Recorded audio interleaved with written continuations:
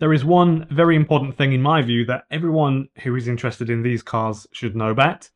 The batteries. There is a consideration that I don't think we should be playing down. I think we should make sure that as many people know about it if you're going to go and buy a cheap EV for 10, 15, 20,000 pounds or euros, and you expect it to last as long as you would hope, then you need to basically know about this little problem, which is really, really serious and not really talked about very much. So this is just a short video, and I think it's just so that we can reconcile the Kia EV3 and the Volvo EX30, and we'll just talk about the basic differences, and then at the end you'll know roughly how they are not the same vehicle at all. So if you're new to the channel, I'm Ben Alexander and I make EV news videos, and I sometimes do variations of this stuff too. So sometimes I might compare two cars, or sometimes I do a really close in 4K, a very close quality control check video where I go super close, like this far from the paint and the bolts and stuff. I made a post in the community section the other day about my trip around Europe, and I'll include some pictures and some bits of footage and stuff at the end for you, just for those of you who are interested. So at the end of the video, if you stick around, there'll be some random clips I'll play for you. The Kia EV3 has a 58.3 or 81.4 kilowatt hour battery, both NMC chemistry, sadly. I know it's quite energy dense, but that's basically its only benefit, and the rest are negatives, I think, for NMC chemistry. The Volvo EX30 is 51 kilowatt hour or 69.2 kilowatt hours. The smaller one is LFP chemistry, which is at this point the only chemistry, in my opinion, that I would spend my own money on. Only the LFP chemistry. The larger one is NCM chemistry, otherwise known as NMC. So NCM, NMC, it's the same chemistry basically. So Volvo, that starts at 36,000 euros. The Kia will start expected, we don't know the actual figure yet, 34. So the Kia is a little bit cheaper. The Kia EV3 weighs 1,800 kilograms, but that's not confirmed, but we do have a strong belief that's what it weighs. The Volvo is 1,841, depending on which model, of course, you get, and the big batteries and stuff. The Kia EV3 has a standard power output, if you just get a single motor version, of 150 kilowatts, and the Volvo is quite a bit quicker, 200 kilowatts, which is 50 kilowatts. What's that in horsepower? Like 80 horsepower or something? 70 horsepower? A fair bit, I think. So the Volvo basically is slightly swankier, slightly posher, a bit more power, more advanced tech in it, and it's just a couple of €1,000 more expensive, basically. Some people will like Kia, some people, because some people, there's a bit of a following now, I think, for Hyundai and Kia vehicles. They've been doing super well this last, let's say, 8-9 years. They've been producing cars that are actually lasting quite a lot of kilometers and going, not rusting crazily and that sort of thing. So actually, Kia and Hyundai are quite compelling now.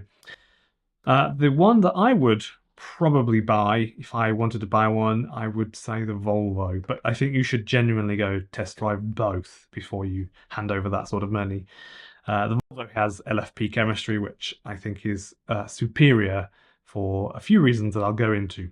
And this is a bit of a battery rant, but it is worth listening to, especially if you're a bit unsure about battery chemistries and what the differences are. NCM batteries, otherwise known as NMC batteries, typically they have a life cycle of 800 to 1500 cycles before the capacity goes down to 80%. So bear that in mind. The specific number obviously depends on if the batteries have lived in heat or if they've been used really hard, or left at 100% charge for a year at a time, that sort of thing. So basically, because they've got a higher nickel content, that tends to improve energy density, but that reduces life cycle simply because of that. LFP batteries generally have, because it's a more advanced chemistry, that has a much longer life cycle, often between 2,000 to 3,000 cycles before the capacity has gone down to 80% capacity. And obviously there are other benefits, like it's harder to start a fire with that chemistry. You can stab it and pierce it and heat it up to 300 degrees Celsius, and you charge it up, 300 and is it 300% or 360%, and they don't set on fire. They're so much more safe.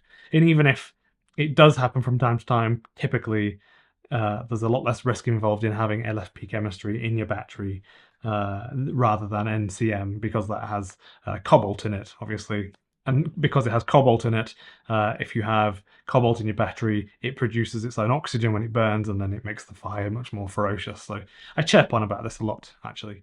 LFP batteries, basically, the chemistry is much more stable, less prone to thermal runaway compared to NCM batteries by a lot, like majorly a lot. Generally, you can leave LFP batteries at full charge without it doing much damage to the battery, but it still does cause some chemistry damage, just not as much as other chemistries. Basically, there is a bit of a myth that you can leave LFP chemistries just sat, for long periods of time at 100% charge, and it's completely not bad for it. That's not the case. It's just not nowhere near as bad for it, but it is still bad for it. It's not okay, So, for example, a fully charged battery is more susceptible to oxidization, especially at the cathode. This includes LFP chemistry too. Sadly, if you Google it, it's there.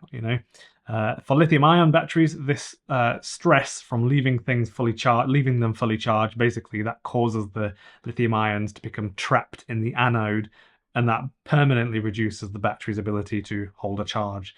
So that's an issue.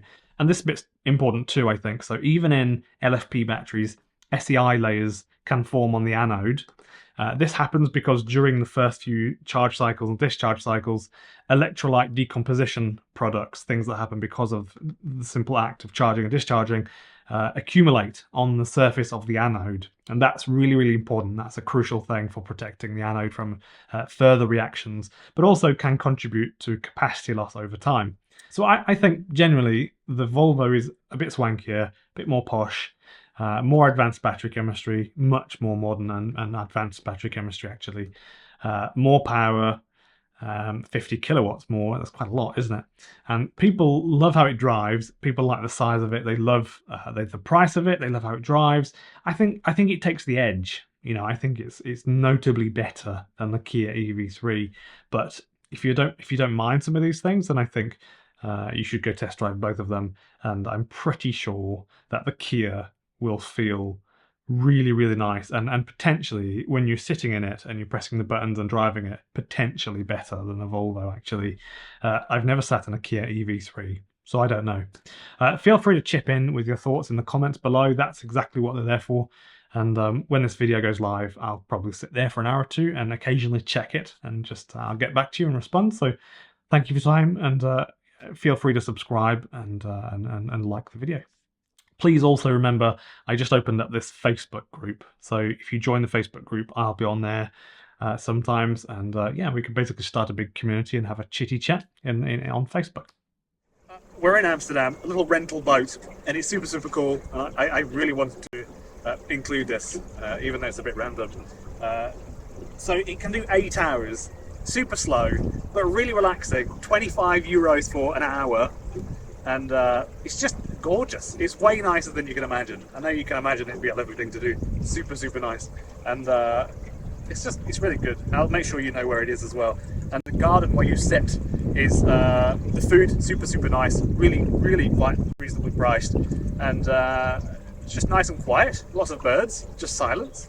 Really, so if you're anywhere near Amsterdam at all, totally, this is a place where you should come. It's not even expensive, like two people can get fed and have a nice drink and dinner and have a boat ride for an hour or two for like 60 euro, 65 euro. Really good.